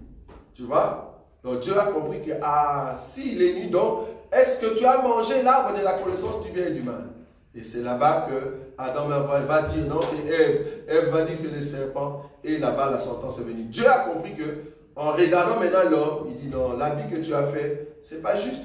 Cet habit ne cache pas ta nudité. C'est là-bas que Dieu va tuer l'animal. Et il va faire un habit maintenant pour Adam. Mais quand Adam était tombé dans le péché, Dieu qui venait chaque soir, Dieu à ce moment-là n'était pas encore là. Ça va? C'est pour ça Adam a fait un habit. Oui, le frère Emmanuel. Je voudrais poser la question concernant la culotte. La culotte. Selon vos dires, la culotte veut dire autrement le caleçon. Je donnais la culotte comme étant type de caleçon qui se trouve dans la Bible. Oui. Donc, vous considérez qu'une culotte est un caleçon? Non et oui. Ça dépend. Parce que d'abord, il faut définir. Voilà, prenons oui. Bon, prenons oui. Et tant qu'il est chrétien, oui, prenons ça comme oui. Ok, allez-y. Puisque maintenant la question est qu'un chrétien Oui. peut porter une culotte et se promener avec ça? Super, très bien. D'abord, ici, il faut définir c'est quoi une culotte. Ça va? Culotte, comme je dis, en tout cas, je suis vraiment trop clair par rapport à mes mots. Culotte, c'est une conception. Culotte, c'est une conception. Quand on dit conception, ça dit fabrication. Comme une chemise, comme un pantalon, comme une robe. Le terme robe ne veut pas dire pour homme, pour femme. Non, culotte. Culotte, c'est une conception. Ça veut dire quoi, culotte? Quelque chose qui va de rein et qui se termine au niveau de cuisse. D'abord, on va dans cette pensée-là. Ok. Maintenant, dans cette pensée-là, or, la culotte, j'ai dit ici, c'est un peu la continuité du pantalon. Or, cette pensée, j'ai bien dit la pensée. Cette pensée, nous trouvons ça dans la Bible par rapport aux caleçons. Or, les caleçons en question qu'on a fait pour Aaron et ses fils, c'est en forme de culotte. C'est comme ça que je dis. C'est en forme de pourquoi? Ça va de rein jusqu'au niveau de cuisse. Maintenant, est-ce que la culotte d'aujourd'hui, est-ce qu'un frère peut prendre cela et se promener? Si ça respecte, parce que c'est une conception, si ça respecte pudeur, décence et modestie, il n'y a pas de souci. Parce que la nudité a été définie déjà dans la Bible. Sinon, si tu dis que la culotte, on ne peut pas montrer parce qu'on a des mollets comme Goldberg et qu'on a peur de le montrer, on aura du mal pour la femme. Parce qu'il y a des églises qui disent que la femme ne peut pas mettre un habit jusque-là. Je ne sais pas si vous savez. Que la femme ne peut pas montrer ses mollets. La femme doit mettre un habit là-bas. Et même ses mains-là, il ne faut pas montrer. Il faut mettre un habit jusque-là. Le cou, là, il ne faut pas montrer. Il faut que l'habit soit là. On s'est dit, on n'a pas une écriture comme ça. Donc, la culotte, oui, un frère peut le mettre, mais si ça respecte pudeur, décence et modestie. C'est-à-dire, ça ne montre pas mes cuisses. Parce que montrer déjà ses cuisses, vouloir ou pas, c'est déjà la nudité. Donc, une culotte pour homme aujourd'hui, en tout cas, c'est là. En tout cas, ce n'est pas ici. Donc, il ne faut pas, quand on dit culotte, il ne faut pas aller dans les pensées comme culotte de footballeur, non. Ce n'est pas culotte comme les gens qui courent, le sport qu'on voit ici dans le rue, une culotte qui est jusque là. Non. Ici, nous parlons culotte dans le sens d'Aaron, c'est-à-dire qui cache la nudité de rein jusqu'au niveau de genou. C'est ça. Oui, docteur, vous avez dit que pour nous les chrétiens, la nudité pour la femme commence à partir d'ici. Jusque là, oui. Et pour l'homme à partir d'ici. De rein jusqu'au genou. Oui. Donc, nous disons qu'un homme qui porte une culotte, c'est comme il a caché tout simplement la nudité. Donc, c'est comme les caleçons, il ne peut pas se promener avec ça, normalement, pour les chrétiens. J'ai bien dit, il faut bien me comprendre. Culotte, c'est une conception. Caleçon, par contre, c'est un habit qu'on avait montré au fait à Aaron. Et en plus, c'était en lin. Ça va? Mais une culotte aujourd'hui, c'est pas ça au fait les caleçons d'Aaron. J'ai bien dit que les caleçons d'Aaron, c'était en forme de culotte. Je n'ai pas dit que c'était une culotte. Je n'ai pas dit que c'est vraiment la culotte. C'était en forme de culotte, c'est-à-dire c'est comme une culotte. Tu vois, qui vient à partir du rein jusqu'au niveau du genou. Maintenant, un frère qui met une culotte aujourd'hui, la question c'est Paul. Il faut poser la question à Paul. Paul, est-ce que je suis pudeur? Est-ce que je suis décente ou décent? Est-ce que je suis modeste?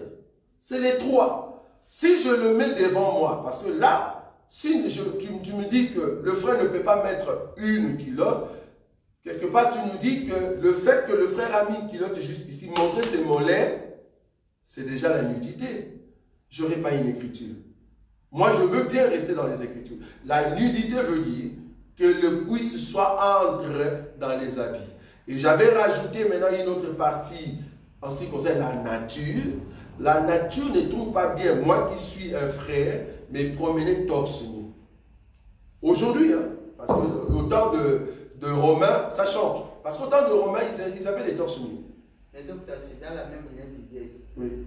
Ce n'est pas aussi l'enseigne en tant que chrétien de porter une culotte et se promener avec. C'est dans les cas de tout comme le cinglé. Si je ne peux pas me promener avec le cinglé, moi je peux me promener avec la culotte. Je suis d'accord, mais il y a une culotte et culotte. Parce que je ne sais pas la culotte que tu as en tête. Que ça soit grand. Non, il y a des culottes de grand frère. Donc, il y a des kilos, par exemple, kimono. Je vais aller lire le pour que tu comprennes.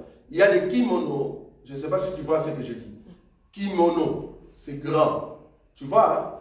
C'est vraiment juste ici. Kimono. C'est une culotte. Je n'ai pas parlé jusque-là. Mais quelle culotte que tu Juste parles? au genou. Mais que ce soit au genou. Bon, quand tu dis genou, je ne vois pas là où tu veux. Bon, qu'est-ce qui dérange? Les mollets? Parce que kimono, c'est là aussi. Bon, enfin, qu'est-ce qui dérange? Est-ce que voir ça ou ça? J'aimerais bien savoir. Parce que si je suis là, les mollets, on le voit. Si je suis là, mais on voit toujours mes mollets. Donc, ici, le problème, c'est la pudeur. Est-ce que la culotte que j'ai mise, c'est pudeur ou pas? Si c'est pudeur, ça ne dérange pas. Ok. Oui. Maintenant, pour les collants. Une sœur en Christ qui porte les collants, Oui. et porte une longue Robe. blouse, ou bien robe qui cache ses cuisses, Oui. son bassin. Oui. Le bassin. Là, elle peut se promener avec. Bien sûr, on a dit ça ici C'est par le collant. le collant. Le collant, en fait, parce que en réalité, la robe vient cacher toute sa forme. Tu vois? Parce que tu l'as bien dit. Elle a mis des collants à l'intérieur, mais elle vient rajouter la robe dessus. Ça n'est pas une robe, mais des blouses seulement, ça peut être. Même jusqu'ici. Non, ça passe pas. Qu'est-ce qu'on porte ça? Non, là, ça va pas. Là, elle n'est pas pudeur, tu es d'accord avec moi? Elle n'est pas. Pourquoi? Parce que là, tu es debout. Tu vois, quand tu es debout, tu as vu. Mets-toi un peu debout, s'il te plaît, mon frère. Montre, tu vois? Là, non, touche ton tricot. Là. Il a dit jusqu'ici, Oh, c'est pas- jusqu'où? Je ne vois pas. Montre un peu. Ok. Maintenant, touche un peu là où tu veux. Essaie maintenant de t'asseoir. Ça monte jusqu'où? Non, elle a les collants. Oui, elle a les collants, mais assieds-toi maintenant. Non, tu es sûr que ça rentre à l'intérieur. Vouloir ou pas, on va à l'intérieur. On va toujours à l'intérieur. C'est ça le problème. Donc c'est ça, c'est ça. C'est-à-dire la sœur qui va mettre le collant ne va pas vraiment aller au niveau de la hanche tout près. Non, il faut que ça soit une longue robe. Donc enfin, le collant qu'elle a mis à l'intérieur, la robe qui vient dessus, il faut que ça soit long. Sinon, quand elle va s'asseoir, vouloir ou pas, non, c'est un scandale. C'est un scandale. Même les collants. Même la moitié des genoux. Comment ça la moitié? Pardon, des cuisses ici. Mais, Ce sont, en fait, c'est des collants, on ne voit pas. oui, ce sont des collants, mais les collants, j'ai bien dit, le collant ne cache pas la nudité, mais ça dessine la nudité. C'est-à-dire, si tes cuisses, hein, tes grosses cuisses là, on le voit. On le voit. Même si, parce que c'est ça, c'est ça que je me pose cette question. Oui. Mais même des genoux ici, ça arrive jusqu'ici. Non, il faut que d'abord, qu'est-ce qui cache la nudité? C'est la robe que tu vas mettre dessus, oui ou non? Parce que nous avons déjà dit que le collant ne cache pas la nudité, mais ça dessine au fait la nudité. Parce que quand tu mets le collant, parce que nous sommes dans un pays de froid, tu es d'accord? Parce qu'au Congo, en tout cas, je suis désolé pour voir que des filles au Congo mettent le collant. Je suis désolé. Il y en a. Avec la chaleur, en tout cas, je suis désolé. Donc, si on le met ici, c'est parce que nous sommes dans un pays de froid. On est d'accord. Maintenant, quand tu mets ça pour protéger contre le froid, mais ta robe vient cacher complètement la nudité. Ça va? Donc, il ne faut pas mettre mini-jupe. Parce que je suis en collant, non? Mini-jupe, non, ça ne va pas. Ça va pas. Il faut que ça soit vraiment robe qui cache à partir de cuisse jusqu'à la partie concernée. Ça va? Oui. Docteur, comme nous savons qu'un enfant de Dieu ne peut pas suivre la mode. Oui, c'est juste. Au jour d'aujourd'hui, il y a une mode qui est en vague que les hommes ne mettent plus des cilimes. Donc, or que les cilimes, c'est empêché parce que ça dessine tout ça. Les hommes mettent des pantalons, des gros pantalons. Comme Oui. ça, on appelle ça des soupanes. Soupane. Ouais. Ok, ça revient encore. Ouais, Soupane. bien sûr. Et si maintenant un enfant de Dieu, Oui. à l'ère actuelle, il s'habille comme ça, donc ça veut dire quoi? Il a suivi la mode ou il a respecté l'écriture? Bon, ici, tu as bien dit hein, qu'un enfant de Dieu ne suit pas la mode. Ok, je suis d'accord. Le problème de cet enseignement, c'est de se dire, est-ce que Paul est d'accord avec moi? C'est seulement ça. C'est-à-dire, devant ton miroir, tu appelles Paul. Paul, toi tu es mon frère, Paul. Je sais que tu m'aimes beaucoup. Tu ne mérites pas que je sorte ici, que tout le monde tombe. Paul, les pantalons que j'ai mis, est-ce que c'est pudeur? Oui, c'est pudeur. Ok, c'est bon. C'est-à-dire, ça cache, même si je n'ai pas mis comme tu as dit. Même si je n'ai pas mis ça. Mais le problème est que les pantalons, il ne faut pas que ça me dessine. Il faut que ça me lâche, c'est-à-dire on ne voit rien. Ok. Maintenant, deuxième élément, est-ce que c'est décent? Ok, c'est décent. Est-ce que c'est modeste? Quand je dis modeste, c'est parce qu'on va toucher quand même la modestie en ce qui concerne les pantalons où on frappe vraiment Versace. Tu vois? C'est vraiment frapper la Versace. Un polo qu'on écrit, comment, Balenciaga, si c'est Balenciaga, si c'est quoi. Voilà. Et puis voilà, c'est bien frappé costaud. Non, un enfant de Dieu n'est pas dans ces trucs-là. À la maison, oui. On souligne bien, hein? Parce que là, nous sommes ici à l'église. Je m'aurais bien souligné, il y a des territoires. J'ai mis ces pantalons-là, mais je suis dehors, dans une fête. Est-ce que j'ai péché? Non, c'est une fête. Tu comprends là où je suis? Il y a la parure en fait. Mais c'est une fête. C'est une fête. C'est-à-dire dans la fête, on doit mettre des habits somptueux. Nous sommes dans une fête. Ah, donc on peut se Non, non, non, là, nous sommes dans une fête, frère. Je ne suis pas à l'église. C'est comme si tu me disais que le roi qui vient ici dans notre église, le jour qu'il a des cérémonies royales, tu lui dis non, il ne faut pas mettre des habits somptueux. Ça n'a pas de sens. Donc, en gros, pour le moment, si un jour moi je mets un pantalon qui est à la mode. Dans une fête. Maintenant, même ici à l'église. Bon, à l'église, il faut que ça soit les trois critères. Nous, on va te demander. Les trois critères, hein? Si ça respecte, il n'y a pas de souci. Si ça respecte, il n'y a pas de souci. Mais il faut comprendre que les trois, c'est l'œil de l'autre. Hein. C'est pas toi. Hein. Ah. C'est l'œil de l'autre. C'est l'œil de Paul. Ben oui. Donc, ça sera l'œil de l'autre. Donc, nous autres, nous serons là pour voir. Pas vrai. Est-ce que les pantalons là, ça va? Okay. C'est l'œil de l'autre. Oui, ma soeur? Par rapport à la modestie, oui. Moi, je connais personnellement une personne oui. qui, avant, quand je la voyais, tout le monde croyait qu'elle était riche. Parce oui. qu'elle portait des sacs, des boutons, oui. elle est riche. Oui. Mais un jour, on lui a demandé, elle a dit, mais non, je ne suis pas riche. Oui. Vous devez me demander en réalité. Oui. Ça, j'ai acheté chez les Chinois. Oui. Ça, j'ai acheté ceci à 1 euro, à 3 euros, 7 euros. Maintenant, une personne comme ça, on peut dire qu'il n'a pas respecté la modestie. Parce qu'en réalité, ça ne vaut rien. Mais moi, en la voyant, j'ai dit non, elle est riche. Et quand je me suis approchée d'elle, elle a dit non, en réalité, c'est... Ngwanju, le terme c'est Ngwanju. Ok, donc là, en fait, c'est une personne que nous, on croyait que la personne n'est pas modeste. Mais on va s'approcher, non, parce que c'est l'œil de l'autre.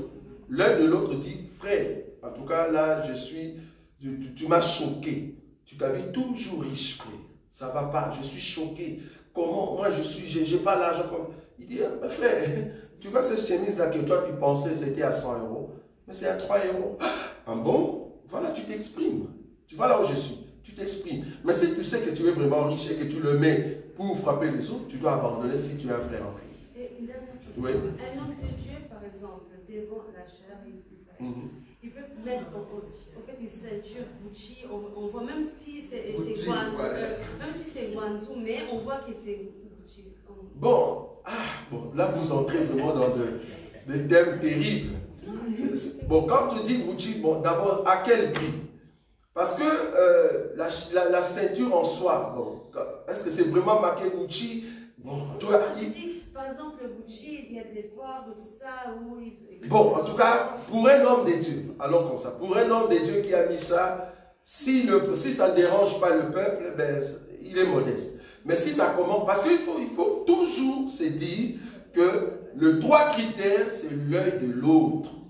Je souligne ça. Si ça ne dérange pas, je peux mettre le Gucci ici, mais partout tu regardes, il dit, c'est Gucci là, c'est Ngwanju.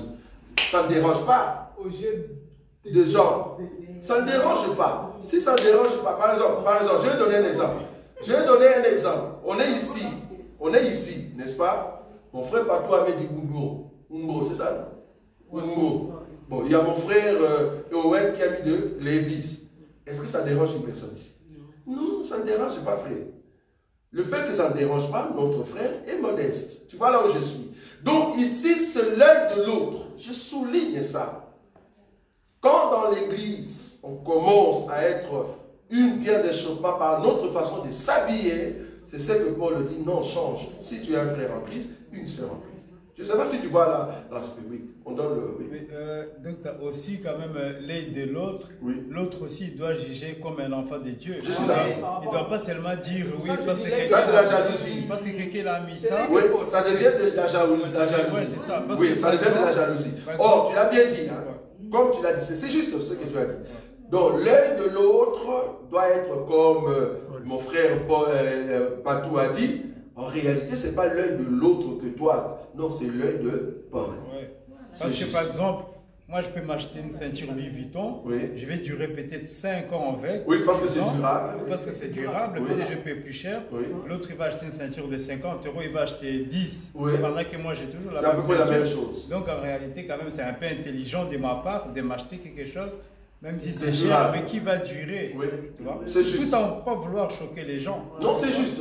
Je peux même aller plus loin. Ouais. J'achète une voiture, par exemple, Audi, quel Audi qui est maintenant là, 5 ou 7, je ne sais pas. Ouais. C'est vraiment la nouvelle marque qui vient de sortir. Et toi, tu t'achètes une voiture qu'on vient de créer au Congo. En tout cas, apparemment, ils vont créer une voiture au Congo. Bon, je me dis déjà, si tu amènes ça ici en Europe, ça sera compliqué. La voiture qu'on a créée au Congo. En tout cas, moi, je ne veux pas acheter ça. Non, ce n'est pas possible. Il faut qu'on puisse encore avoir beaucoup d'années pour que cette voiture soit vraiment rassurée. Sinon, j'ai peur de laisser mes enfants. Est-ce que vous voyez ça? On a aussi créé un avion. Frère, je ne vais pas monter. Pour le moment, je ne monte pas encore. Parce qu'on n'a pas la crédibilité. Tu vois là où je suis. Donc, du coup, si toi, tu achètes cette voiture-là, c'est bien. Si moi, j'ai une voiture qui est par exemple un Audi, je n'ai qu'une. Tu vois là où je suis. C'est pour m'aider parce que je fais des courses loin. Mais ici, je parle d'une personne qui a 20 voitures. Tu vois là où je suis. C'est là-bas que Paul est. 20 voitures, mais nous avons des pauvres au milieu de nous. Qu'est-ce que tu fais avec 20 voitures? Tu ne vas pas me dire que chaque jour, tu conduis 20 voitures. C'est là-bas que Paul est. Donc, je m'achète une voiture de luxe parce que ça m'aide par rapport à mon travail. C'est tout à fait normal. Je ne vais pas acheter une voiture où je fais 300 km aller-retour. Et puis, j'arrive par exemple au péage, ma voiture est foutue. Non, je vais acheter une voiture qui va supporter mes trajets. Là, c'est une voiture. Non, je suis modeste. Mais j'ai 10 voitures. Alors qu'il y a des pauvres au milieu de nous. Non, ça ne va pas. C'est là-bas que Paul est parti. Mais nous allons venir là-bas quand nous allons parler de l'or et de perles. Ça va? Donc, il faut bien comprendre les choses. Même en ce qui concerne les habits, ce n'est pas le premier jour parce que j'ai acheté un habit solide. Vous dites, ah frère, c'est pas modeste. Non. Est-ce que je fais ça tout le temps? Non. Si je fais ça tout le temps, je me présente comme un roi, comme un prince. Ah non, ça ne va pas. C'est-à-dire, j'ai l'argent. Il faut maintenant savoir si la personne est riche ou pas. Si la personne est riche, mais on va dire, mes frères, alors que tu ne soutiens même pas l'église, tu ne soutiens pas les pauvres, mais tu viens nous montrer tes richesses. Il y a bon, même des frères qui mettent des colliers d'or. Bon, on va voir ça. Oui, frère, pour terminer. Oui, ok, je voudrais un peu poser la question concernant toujours l'accoutrement des femmes. Oui. Pourquoi pour les Du mèche? Oui. Le voile, oui. Nous nous retournons toujours au premier chrétien, vers Paul. Oui. Et pour l'habillement, on vient maintenant au mode. Alors, quand on parle de mode, c'est quoi Mode? effectivement? Oui, le mode, oui. Moi, je n'ai pas touché la mode. Hein. Je crois que le frère a condamné pour dire que, normalement, dans notre évangile, un frère ne suit pas la mode. Parce que quand nous parlons des pantalons, ça ne fait pas. Vous avez dit que ça avait une 13e siècle. Oui, 13e siècle avant Jésus-Christ. Avant Jésus-Christ. Avant Jésus-Christ. Avant, dans Jésus a trouvé les pantalons quand il est venu. Ok. Ça veut dire que les chrétiens du premier siècle ne portaient pas les pantalons. Oui, parce qu'il vient d'Israël. Israël portait des robes. Voilà. Or, les pantalons, c'était en Chine. On est d'accord. Voilà. Pourquoi Voilà. maintenant nous portons les pantalons? Parce que c'est en fait l'immigration. Pourquoi tu ne portes pas de robes? Parce que si... Les robes, c'est le port de bassin. Oui, oui, mais oui, mais tu ne pêches pas comme tu portes des bazars. Voilà. Ça veut dire qu'aujourd'hui, on a spécifié, voilà, à notre époque, pantalon, si nous venons un peu à l'étymologie, comme vous l'avez dit, Oui. on faisait ça pour les cavaliers. Oui. Ça veut dire que c'était les hommes souvent. Les cavaliers, non, il y a pas aussi des cavaliers. Là, c'est notre attention. Quand on dit cavalier, parce qu'il y a des hommes et des femmes, hein, mais il y a aussi des cavaliers. La conception, la première conception. Oui, c'est pour le cheval. Le but, c'est ça, j'ai bien dit. La conception chinoise, c'était pour aider le cavalier qui allait dans le cheval d'être à l'aise sur le cheval. C'est ce que j'ai dit. Ça n'a rien à voir d'homme. Non. On laisse cette pensée-là. Ça n'a rien à voir d'homme. C'est juste pour aider à ce que tu sois à l'aise sur le cheval. Donc, tu peux être cavalière, tu peux être cavalier. Voilà, pour être à l'aise. C'est juste ça.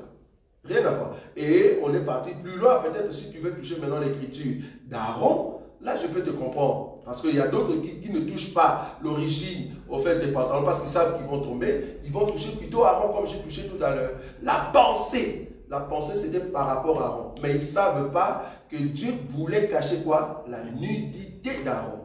Or, pour les cacher, il ne les cache pas avec une robe. Maintenant, pose-toi la question. Si Aaron pouvait cacher sa nudité avec le caleçon, et les femmes, comment elles vont cacher? Les femmes ne montaient pas. Ah, on ne sait jamais. J'ai une écriture où la femme est lévite, frère. Attention, il faut faire attention quand même. Oui, je suis d'accord. Je suis d'accord. Mais quand on dit monter ici, hein, parce que Aaron devait travailler dans des degrés. Mais est-ce qu'aujourd'hui, les femmes ne montent pas les arbres? Les femmes ne montrent pas des degrés. C'est comme si tu disais, notre évangile dit qu'une femme ne peut pas monter les escaliers. C'est grave, frère. Une femme ne peut pas monter les escaliers. Mais tu as quelle écriture qui te donne ça? Tu vois? Or, les femmes aujourd'hui montent les escaliers. Tu vois? Donc, il ne faut pas limiter l'écriture à ce niveau-là, sinon ça sera trop. Mais Dieu ne voulait pas que Aaron puisse monter les degrés sans pour autant avoir la chose en question. Donc, on comprend que cela aussi a aidé même les femmes pour cacher leur nudité. C'est facile pour comprendre ça.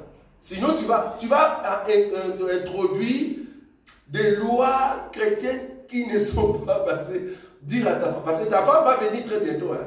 Donc elle ne va pas monter les escaliers, frère. Maintenant, papa, Oui. Oui, okay. Dis-moi. C'est vrai, concernant la mode. Oui. N'est-ce pas que les pantalons a été conçu pour les hommes normalement, au départ? Quelle écriture? Tu n'as pas une écriture? Non, c'est la mode. La pensée, non. C'est la mode. Non, la mode. Parce que quand tu parles des pantalons, moi je vais te donner ici l'origine du pantalon. J'ai commencé par l'origine de la jupe, l'origine de la robe. J'ai parlé maintenant de l'origine du pantalon. La pensée du pantalon, je l'ai trouvée dans la Bible, mais l'origine du pantalon, ça vient des Chinois. J'ai bien dit ici. Ça ne vient pas des Chinois. Donc nous avons adopté une culture chinoise. Ça n'a rien à voir. Donc tous les présidents que tu vois qui mettent des pantalons, ou des militaires, ou des médecins, ou des docteurs, des infirmiers, cette pensée-là de cacher sa nudité avec 2 pieds de tissu, ça vient des Chinois. Pourquoi? Parce que la Chine, à l'époque, avait des cavaliers. Et ces cavaliers, pour être à l'aise sur le cheval, il fallait qu'il y ait des pantalons. Donc il faut vraiment rester dans cette pensée-là. Donc, il ne faut pas dire que le pantalon, c'est une conception d'homme. Mais tu n'as pas une pensée, même dans l'origine même du pantalon, ce n'est pas juste. Et où est-ce que tu as trouvé cette origine? Tu vas aller dans nos couturiers de maintenant. Tu vois, des hommes de maintenant. Or, si tu vas dans l'origine du pantalon, non. Parce que ça vient de Chine. 1300 avant Jésus-Christ. Donc, quand Jésus était sur terre, les Chinois, dans leur coin là-bas, ils avaient encore des pantalons. Qu'est-ce que tu vas dire? Ça va? Oui, on a terminé. Ah, tu voulais poser une question ou... Ah, tu voulais t'élever? Ok, on va terminer.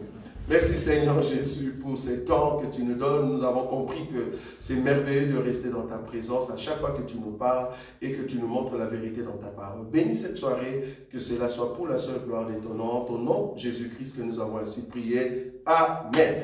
Amen. Que Dieu vous bénisse. Amen.